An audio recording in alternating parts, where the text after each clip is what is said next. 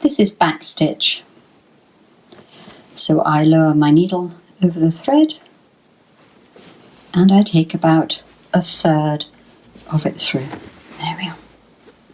So I can let out the extra thread as I go. Backstitch uses more thread. I come in from the back. I hold this little thread up like that, go to the back, come to the front. Now this time I'm going to go to the back again and then come up one stitch away from my starting stitch.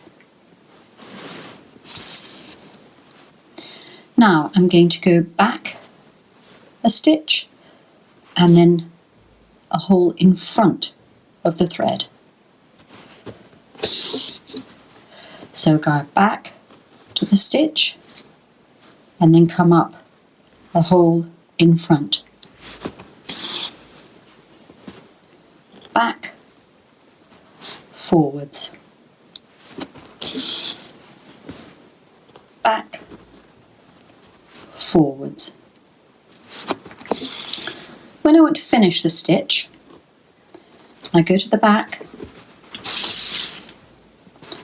come up again, over it again, and then, if I want to, I can put the thread under the little loops at the back.